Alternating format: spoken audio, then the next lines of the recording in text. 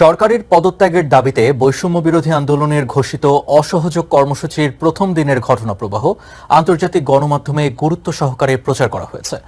বিভিন্ন জায়গায় সংঘাতে হতাহতের ঘটনার পাশাপাশি পরিস্থিতি নিয়ন্ত্রণে কারফিউ জারি, মোবাইল ইন্টারনেট এবং সামাজিক মাধ্যম বন্ধ এবং আন্দোলনকারীদের নিয়ে প্রধানমন্ত্রীর মন্তব্য তুলে ধরা হয়েছে প্রতিবেদনগুলোতে।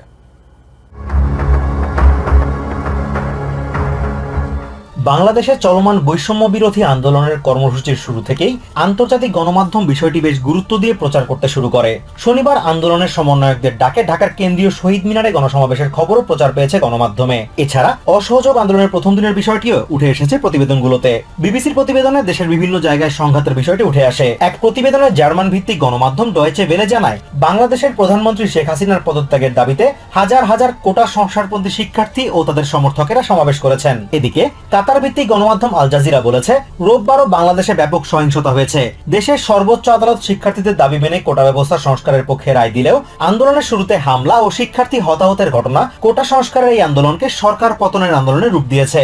গণমাধ্যমটির ঢাকা প্রতিনিধি তানভীর চৌধুরী জানান, শাহবাগে জড়ো হওয়া শিক্ষার্থীদের সাথে সরকারপন্থী বিভিন্ন সংগঠনের নেতাকর্মীদের সংঘর্ষের ঘটনা ঘটেছে। গণমাধ্যমটির অনলাইন পোর্টালে প্রকাশিত এক প্রতিবেদনে প্রধানমন্ত্রী শেখ হাসিনাকে উদ্ধৃত করে বলা হয়, এই মুহূর্তে যারা আন্দোলন চালিয়ে যাচ্ছেন তাদের প্রধানমন্ত্রী সন্ত্রাসী আখ্যা দিয়ে বলেছেন এরা কেউ শিক্ষার্থী নয়। এর পাশাপাশি কারফিউ জারির তথ্য দেওয়া হয়েছে ওই প্রতিবেদনে। রয়টার্স জানিয়েছে, জানুয়ারি নির্বাচনে জয়ের পর ক্ষমতাসীন আওয়ামী লীগের বিরুদ্ধে হওয়া সবচেয়ে বড় আন্দোলন এটি।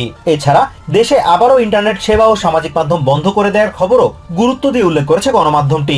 ব্রিটিশ অনলাইন ভিত্তিক সংবাদপত্র দ্য ইন্ডিপেন্ডেন্টও রোববারের ঘটনা প্রবাহ নিয়ে প্রতিবেদন প্রকাশ করেছে। প্রতিবেদনে শাহবাগে বঙ্গবন্ধু শেখ মুজিব মেডিকেল ইউনিভার্সিটিতে হামলার বিষয়টি উঠে এসেছে। বলা হয়েছে, হামলাকারীদের ছত্রভঙ্গ করতে পুলিশ টিয়ার গ্যাস ও রাবার বুলেট ব্যবহার করেছে।